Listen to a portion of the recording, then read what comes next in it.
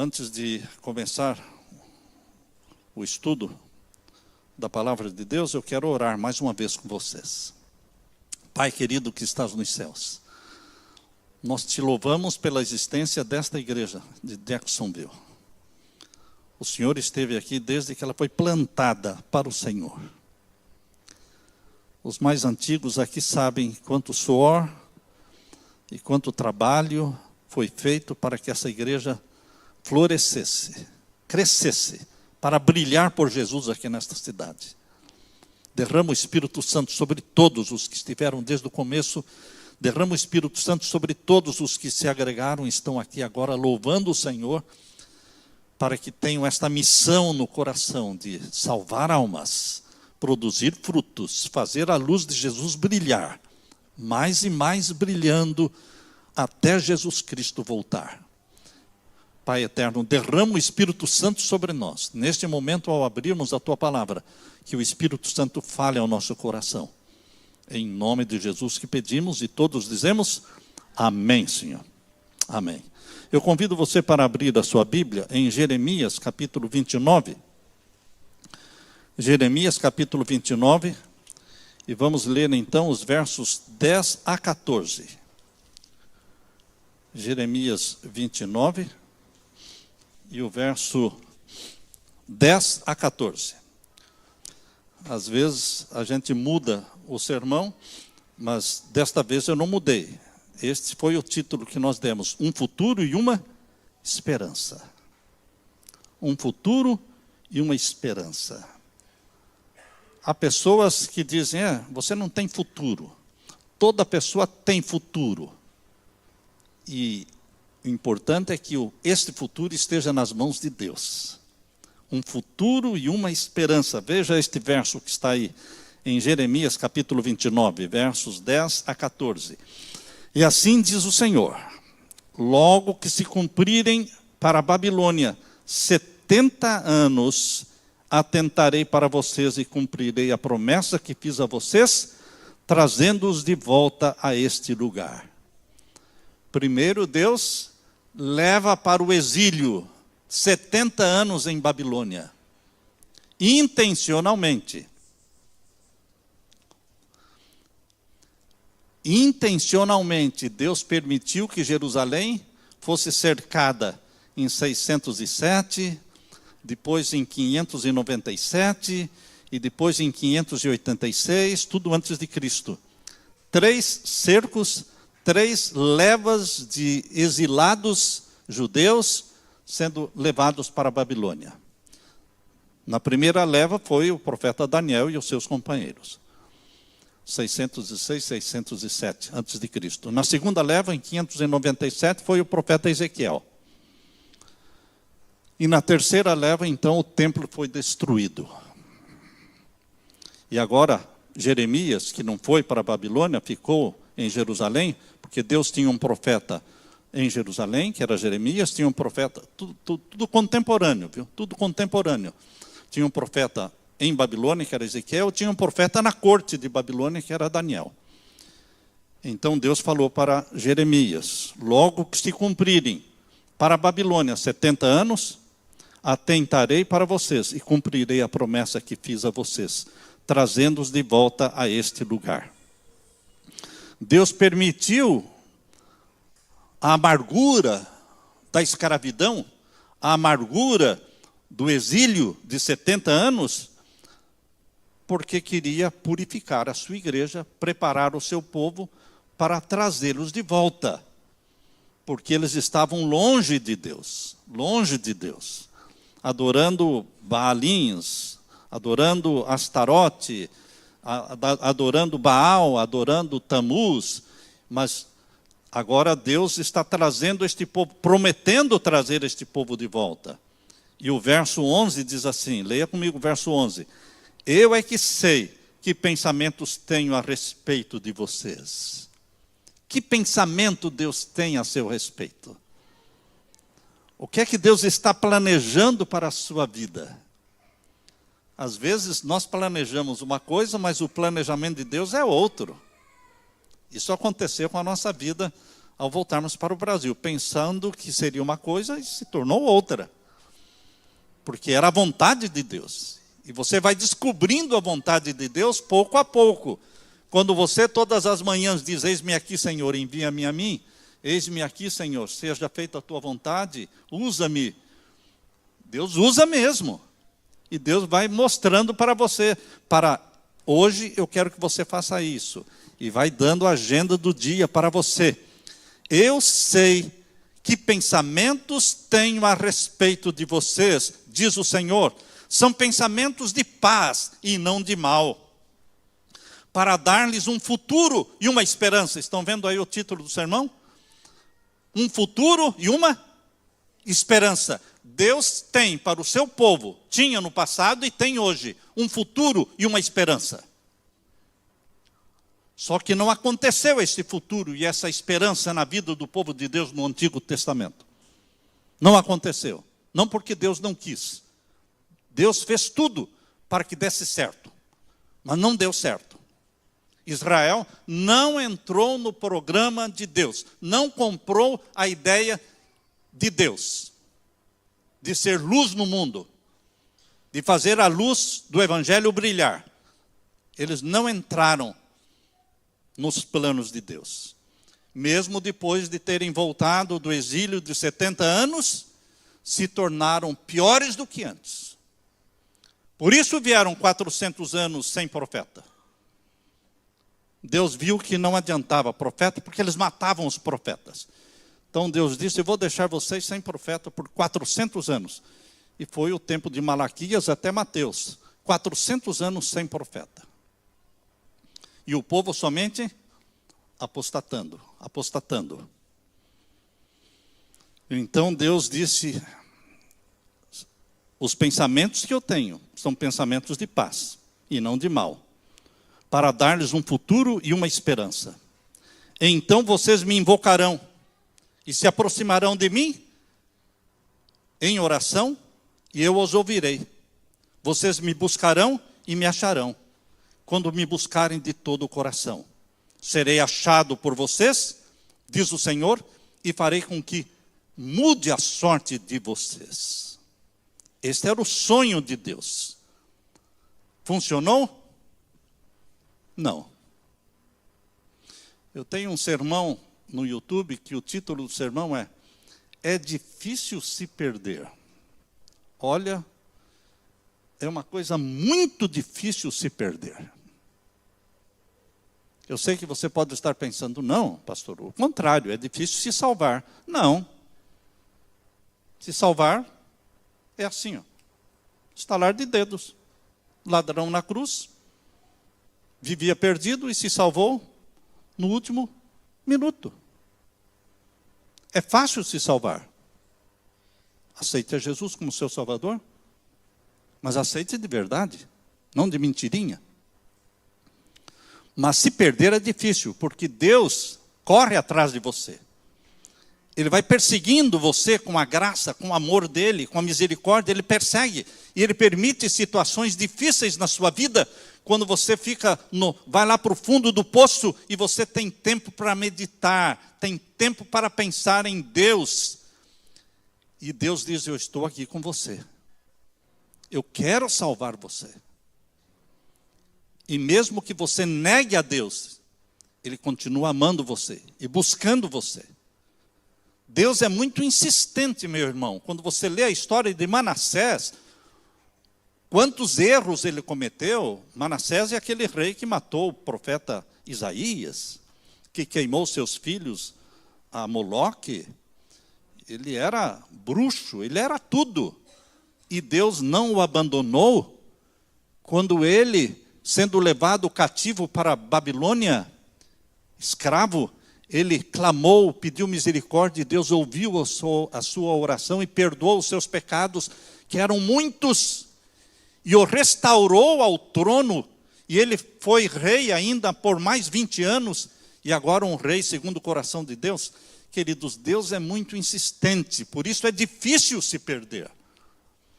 A pessoa que se perder é porque ela insistiu demais, rejeitou demais as ofertas Meu querido irmão, estas palavras que foram escritas por Jeremias, essas palavras foram ditas ao povo de Deus. Deus não queria que eles se perdessem. Nós não sabemos exatamente se os 6.000 anos de pecado, desde Adão e Eva, vão se completar agora em ano que vem, 2027. Nós não sabemos se vai ser em 2027 ou se vai ser em 2031. Não sabemos exatamente, mas é por volta disso. Por quê? Porque são 4.000 anos antes de Cristo e agora estamos já em 2026. Se você pensar no batismo de Jesus, que foi no ano 27, então completam-se 6.000 anos de pecado o ano que vem. Se você pensar na morte de Jesus, que foi no ano 31, então 6.000 anos de pecado se completam em 2031. Apocalipse 20, os 1.000 anos. 1.000 anos do quê? Um futuro e uma esperança para o povo de Deus, no céu. Deus sonhou com você no céu. Não vai se não quiser. Por isso, queridos, no final dos 1.000 anos, quando os ímpios forem ressuscitados, e quando os ímpios liderados por Satanás cercarem a Nova Jerusalém que desceu do céu, Deus vai paralisar tudo e vai mostrar quantas oportunidades, quantas chances cada um teve. E os salvos e os perdidos vão aparecer numa tela panorâmica. Por isso que lá no grande conflito diz que no final de tudo, todos os ímpios e o próprio Satanás vai dobrar os joelhos e dizer: justo é o Senhor. Justo é o Senhor. Eu me perdi porque eu quis me perder. Não foi culpa do meu Jesus que morreu por mim. Porque é difícil se perder, meu irmão. Porque a graça é muito suficiente. A graça é muito suficiente. Meu querido irmão, nós estamos vivendo no tempo do fim. Sempre os pregadores falaram isso, pastor. Sempre os pregadores disseram que nós estamos vivendo no tempo do fim. Meu avô já falava isso. Ninguém viveu em 2026 como você está vivendo. Ninguém viveu no tempo em que você está vivendo. E hoje é diferente. O mundo está maduro para a colheita. O povo de Deus está sofrendo, mas a humanidade toda está sofrendo. O sofrimento agora é de todas as nações. O povo de Deus vai sofrer além do sofrimento das nações. O povo de Deus vai sofrer após a lei dominical. Aí haverá um sofrimento extra para o povo de Deus. Mas no momento todas as nações estão em angústia, em guerra, em fome, em epidemia, pandemia. Deus está olhando lá do céu em busca dos inconformados com este mundo. Deus está buscando pessoas que dizem: eu não me conformo com este mundo, Senhor. Eu não aceito a situação em que está o mundo. Eu não estou feliz aqui, nem no Brasil, nem nos Estados Unidos. Eu não estou feliz aqui. Eu quero algo melhor, porque eu sei que o Senhor tem algo melhor para mim. Você perde a ilusão com o mundo. Perde essa ilusão com a América, perde essa ilusão com o Brasil, perde a ilusão com um governo melhor, com direita e esquerda. Nada é melhor. Tudo é farinha do mesmo saco. O mundo é controlado por forças ocultas, satânicas. O mundo jaz no maligno, disse Jesus. Ah, era naquele tempo, pastor. Não, meu irmão, não era naquele tempo só. O mundo jaz no maligno.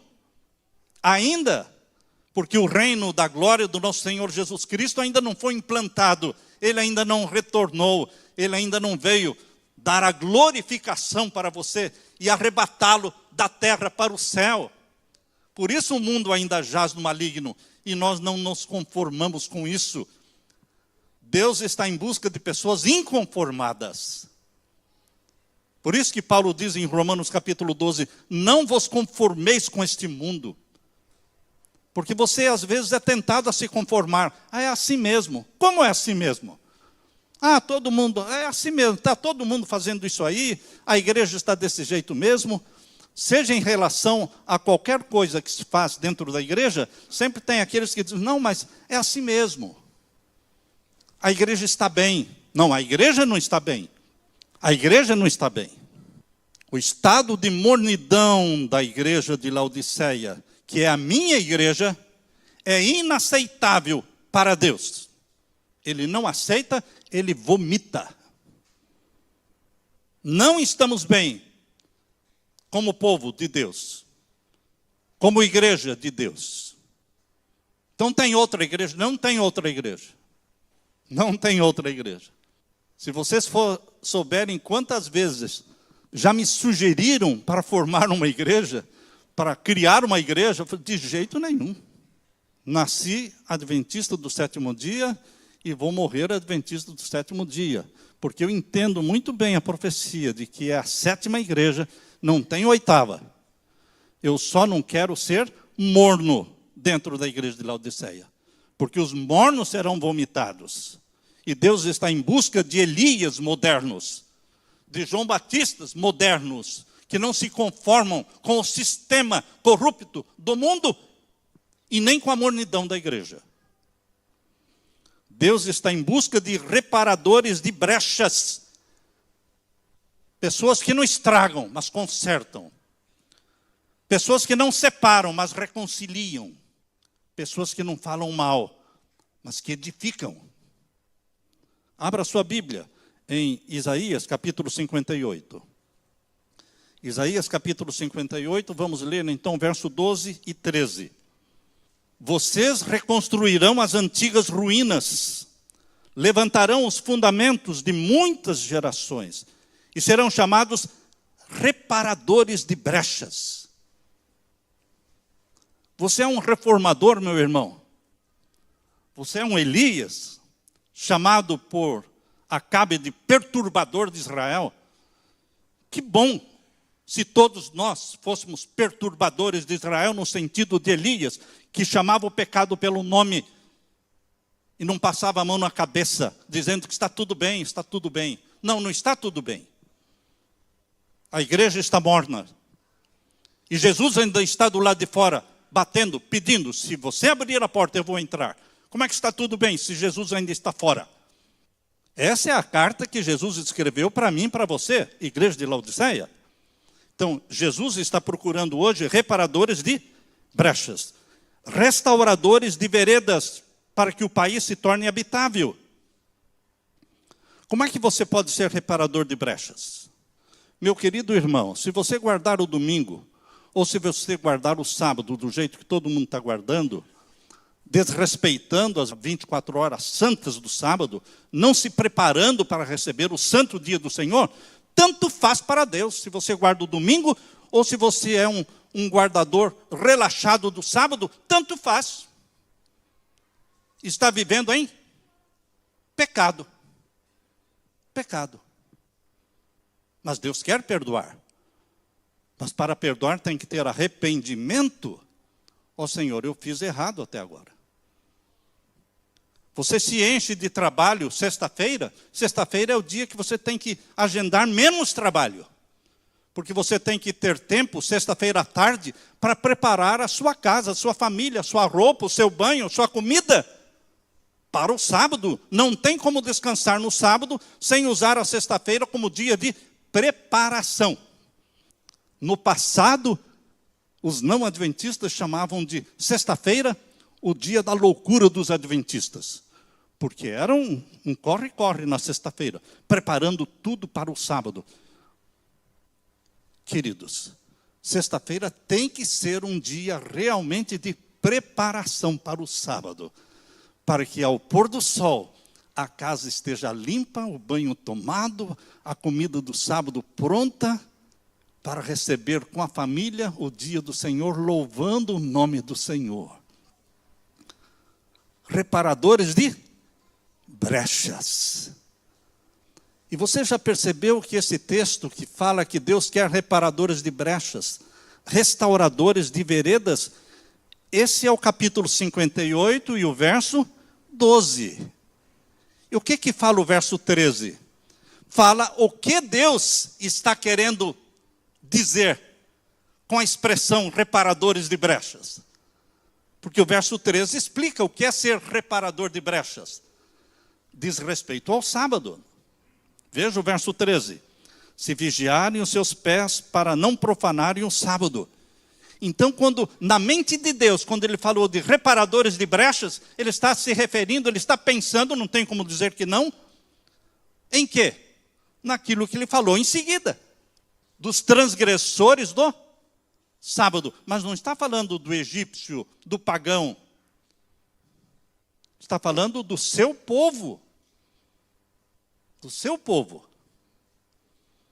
Na lição desta semana, conta a história daquela mãe que amava o sábado, mas percebeu que não estava guardando o sábado. Porque a roupa do marido estava amassada, e ela teve que passar a roupa, e faltou isso, faltou aquilo, ela teve que fazer, Uma vez eu estava na casa de alguém, eu tinha meus 17 para 18 anos, era um culto do pôr do sol, era de um ancião de uma igreja, e a esposa dele falou, faltou margarina. Vou lá comprar, disse o ancião. Irmão, não podemos ficar sem margarina. Aliás, a gente nem deve usar margarina nunca, não é? Nunca. Porque margarina e plástico só tem um elemento químico que falta para ser plástico. Mas, queridos, fosse manteiga, seja o que fosse, não dá para ficar não no sábado sem, ou seja, tem que transgredir o sábado por causa de uma besteirinha dessa. Deus quer reparadores de brechas. Não deu para fazer antes do sábado, fica sem fazer. Deixa para o primeiro dia da semana. Para tudo. Para tudo. Os homens que construíram a quadra coberta eram, parece, 6 trabalhadores. Eles ficaram acampados ali na igreja enquanto construíam. Ficaram ali, não me recordo quanto tempo, uns 2 meses. Eles guardavam o sábado. Aí o dono da empresa disse, a gente não contava com essa, então vai atrasar mais. Sim, mas eu entendo que vai atrasar mais, mas aqui sábado ninguém trabalha. Domingo eles não trabalhavam por causa deles, sábado não trabalhavam por nossa causa. Então eram 2 dias de folga que eles ficavam lá. As famílias moravam a 500, 600 quilômetros dali, não tinha como eles irem até a casa deles. Bom, já que não pode trabalhar, vou ficar com a minha família. Não tem, era muito longe. Então eles ficavam ali assistindo os cultos.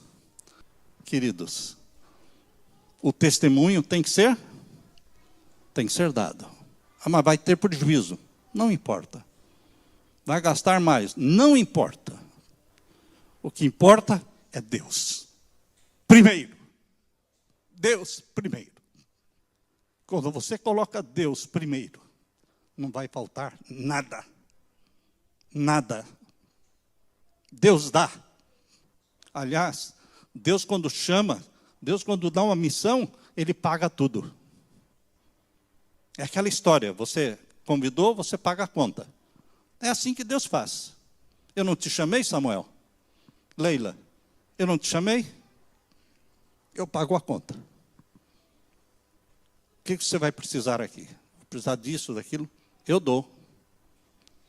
E dou o melhor. Queridos, é tão bom quando você deixa Deus dirigir a sua vida. Deus dirigir a sua vida. Deus está procurando reparadores de brechas. Como a Leila e eu eram os únicos guardadores do sábado, os únicos adventistas, numa região a igreja mais próxima estava a 150 quilômetros. Então, sábado de manhã, a gente saía fazer visitas. Visitava um lar, 2 lares, 3, visitando, distribuindo roupa, orando pelos doentes. Então, parte fazendo o trabalho, outra parte chorando, porque a Leila chorava muito, porque só a Leila e eu lá, sem filhos, sem netos. Deus, quando convida, Ele paga a conta. Mas será que existe um preço que a gente paga também? O que você acha? Existe um preço alto. A Leila, pergunto para a Leila. Existe um preço alto que se paga quando você decide fazer a vontade de Deus. Jesus pagou um preço alto para salvar você. E você, para salvar pessoas, você corre riscos. E você paga preço alto também. Porque Deus tira você da sua zona de conforto. Nós estávamos muito bem aqui, frequentando a igreja de Jacksonville, morando numa chácara, pagando 330 por mês. Estava tudo tranquilo, Senhor. Está tudo dentro do orçamento. Está ok. Não, mas eu quero você no Brasil. Eu vou dar o meu jeito, Deus disse. E Deus deu o jeito dele. Faz milagres. Mas mesmo assim existem sofrimentos. Sofrimentos. E a sexta-feira à noite, na hora em que realmente para tudo, e a Leila e eu ficávamos sozinhos, lá estava o choro. Não é? A Leila chorava e chorava. E muitas vezes escondido, porque ela não queria que eu visse.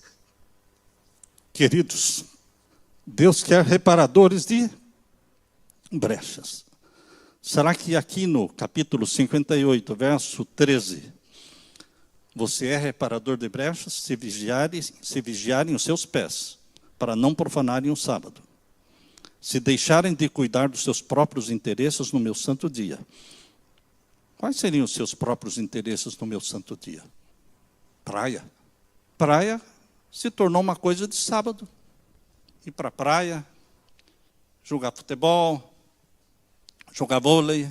Que Deus legal, né? Esse que criou o sábado para você ir para a praia, para você jogar futebol, para você, enfim, ir para o restaurante com a família. Esse não é o Deus da Bíblia, não. Esse não é o Deus da Bíblia. Tem gente que não gosta de comer comida requentada. Tem marido que diz para a esposa: eu não gosto de comida requentada, tem que ser feita no dia. A esposa: tudo bem, então vou fazer. Não, não vai fazer, não. Ou ele come a comida requentada, feita na sexta, ou ele aproveita para fazer um jejum. Faz bem um jejum semanal. Mas não vou transgredir o dia do Senhor para agradar o marido, porque a Bíblia diz: mulheres sejam submissas aos maridos no Senhor. Não tirem essa frasezinha da Bíblia, no Senhor. Porque não é para ser submissa ao marido fora do Senhor. O que ele quer você faz. Não, tem coisas que o marido pede que você não faz. Porque o Senhor, Jesus, está acima do marido, acima da esposa, acima do patrão. Os servos, os empregados servem no Senhor. Tudo é no Senhor. Deus, o nosso Senhor, Jesus Cristo, está acima de tudo e de todos. Então, reparadores de brechas, aqui diz, verso 13 diz: se deixar de cuidar dos seus próprios interesses no meu santo dia. Se chamares ao sábado o quê? Deleitoso. Essa tradução minha aqui, que vocês perceberam que eu estou com uma Bíblia nova, né? Porque a outra Bíblia, que eu gosto mais, mas ela é a linguagem mais antiga. E lá eu estou usando essa Bíblia, que é a linguagem mais moderna, porque fica mais fácil das pessoas entenderem. E aqui diz, olha: se chamares ao sábado de meu prazer. O que o sábado tem que ser na sua vida? Meu prazer. Não é assim, que chatice, está chegando o sábado. Não posso fazer isso, não posso fazer aquilo. O sábado tem que se tornar na sua vida meu prazer. Isso é ser reparador de brechas. E o que mais? Santo dia do Senhor, digno de honra. Se guardarem o sábado, não seguindo os seus próprios caminhos, não pretendendo fazer a sua própria vontade, não fazendo a tua própria vontade. Você muda o caminho, muda a sua rota no sábado. Porque você vem para onde? Para a igreja, louvar ao Senhor. Se o pregador for bom, se for ruim, se você gostar dele ou não gostar, não importa. Você vem louvar o Senhor. Nem falando palavras vãs. Quanto custa? Quanto você pagou por isso? Palavras vãs, não são palavras de sábado. São assuntos corriqueiros. Mas o coração tem que ter Deus. E o coração tem que estar cheio de Deus para falar de Deus. Porque a boca fala daquilo que o coração está cheio. Eu disse para a Leila, esse ano, essa Copa é a Copa dos Adventistas do Sétimo Dia. Parece que foi feita de uma forma intencional. Porque de cara, o Brasil já vai jogar no sábado. Mas o segundo jogo, também no sábado. Alguém disse, mas eu vou estar no Brasil. Então lá, nesse horário, já passou o pôr do sol. Eu disse, mas eu não vou estar lá, eu vou estar aqui ainda. Então, queridos, onde é que está o nosso coração? Lógico que não está errado você gostar, ter o seu time, torcer pelo seu país. Não está errado isso. Mas você tem que ter mais prazer no dia do Senhor. Curtir a companhia do Senhor, a bênção do Senhor. Isso tem que estar em primeiro lugar. As outras coisas são secundárias. Verso 14, então vocês terão no Senhor a sua fonte de alegria, diz aqui. Eu os farei cavalgar sobre os altos da terra. Será que quando você obedece a Deus, Deus faz você caminhar sobre os altos da terra? Queridos, Deus está provando na nossa vida isso. E aqui diz, eu os sustentarei com a herança do pai Jacó. Deus sustenta a gente. Deus dá, e dá mais do que o que você necessita. Te sustentarei com a herança do pai Jacó, porque a boca do Senhor falou. Essa é a bênção que Deus está preparando. Mas o que impede Deus dar essa bênção? Capítulo 59, verso 1. Aí está a causa. Eis que a mão do Senhor não está encolhida para que não possa salvar, e o seu ouvido não está surdo para não poder ouvir, mas as iniquidades de vocês fazem separação entre vocês e o seu Deus, e os pecados que vocês cometem o levam a esconder o seu rosto de vocês para não ouvir os seus pedidos. Deus tem um plano de futuro e de esperança, mas o que impede? O pecado. O pecado. Pecado é a transgressão da lei. Existem gostos e gostos. Tem pessoas que têm preferência com uma coisa, preferência com a outra, não tem nada de errado. Então, mas existem coisas que são pecaminosas. E isso você tem que romper com elas. Você tem que romper com elas. Aqui diz que os seus pecados, os pecados que vocês cometem, levam Deus a esconder o rosto de vocês, para não ouvir os seus pedidos. Porque as mãos de vocês estão manchadas de sangue, e os seus dedos de iniquidade, e os lábios de vocês falam o quê? Mentiras, e a sua língua profere maldade. Não monte projetos de mentira. Não monte projetos de mentira. Quem está vivendo aqui é muito tentado a montar um álbum de mentira, provando que casou, quando é tudo mentira. Faz qualquer coisa para conseguir a legalização. Você não faz qualquer coisa. Você se esforça para conseguir a cidadania, o green card. Você se esforça, mas você tem limites. Até aqui, Senhor, eu vou. Daqui para frente eu não vou. Eu não vou transgredir a lei do meu Senhor. Queridos, Deus está procurando homens e mulheres reparadores de brechas. Deus anseia dar para o seu povo uma nova terra e um novo céu. Deus trouxe Judá de Babilônia para Jerusalém para uma nova vida, mas esta nova vida não aconteceu. Deus está preparando a sua igreja para uma nova terra e um novo céu. Será que isso vai acontecer? Abra sua Bíblia agora em Isaías 66. Isaías 66, veja o sonho o futuro e a esperança que Deus tinha para o seu povo. Aqui está em Isaías 66, o verso 22 e 23. Está dentro do plano e do futuro, da esperança que Deus tinha para eles. Porque assim, verso 22, porque assim como os novos céus e a nova terra que hei de fazer estarão diante de mim, diz o Senhor, assim estará também diante de mim a posteridade e o nome de vocês. De uma festa de lua nova a outra, e de um sábado a outro, toda a humanidade virá adorar perante mim, diz o Senhor. Este era o sonho de Deus. Não se cumpriu, porque Israel abandonou Deus. 400 anos de apostasia. Quando nasceu o Messias, ninguém reconhecia que era o Messias. Com raras exceções. Os pastores de Belém, Simeão e Ana, e quem mais? Ninguém mais. Porque eram 400 anos de apostasia. Agora, queridos, Deus tem um sonho para a igreja do Novo Testamento, para o Israel espiritual. Apocalipse 21. Esse é o sonho de Deus, para o Israel espiritual. Verso 1 e 2. Vi um novo céu e uma nova terra, pois o primeiro céu e a primeira terra passaram, e o mar já não existe. O sonho lá em Isaías 66, verso 22, diz, eu criarei um novo céu e uma nova terra, e de um sábado a outro sábado, de uma lua nova a outra lua nova. Falhou. E agora vem o plano de Deus de novo. Deus não desistiu, não.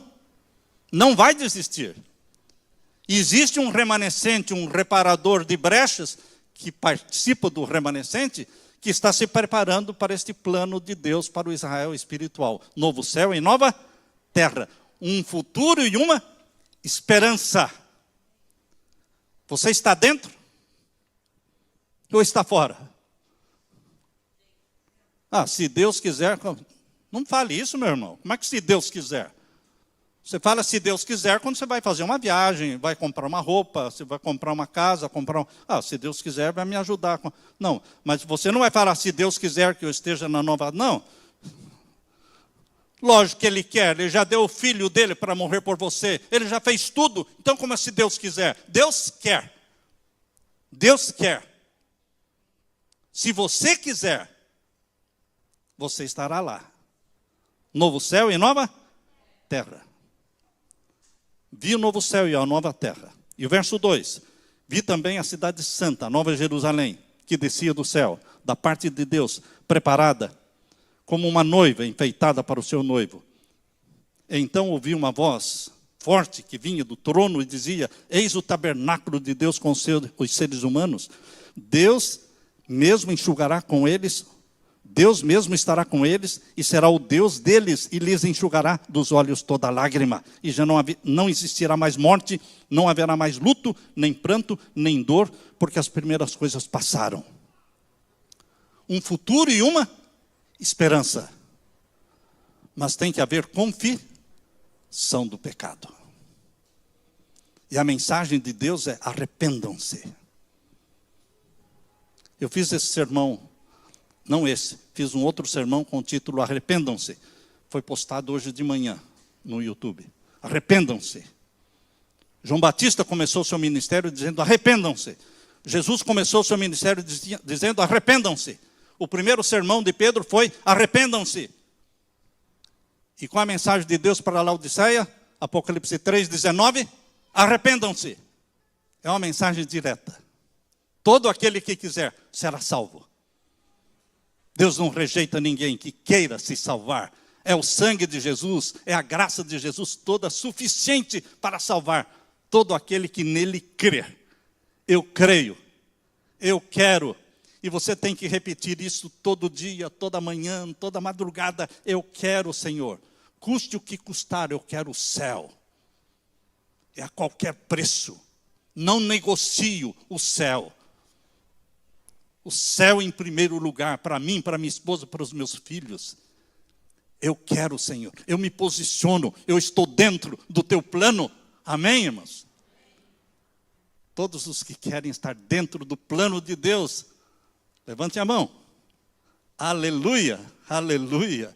Deixe-me orar com você. Fique com a mão levantada. eu quero orar por você. Meu Pai querido, meu querido Jesus, Santo Espírito, obrigado pelo futuro e pela esperança que o Senhor colocou no nosso coração. Obrigado, Pai, porque o Senhor colocou em nosso coração a desilusão por este mundo, mas a paixão pelo céu, o amor por Jesus Cristo. O Senhor nos deu uma missão de sermos reparadores de brechas. Usa-nos, Pai, batiza-nos com o Espírito Santo. Olhe lá do céu as mãos levantadas, registrando no livro da vida todas estas mãos, todos esses nomes. E amado Jesus, por favor, volte logo. É a nossa súplica em teu nome. E todos dizemos, amém, Senhor. Amém. Fiquem com a paz de Jesus.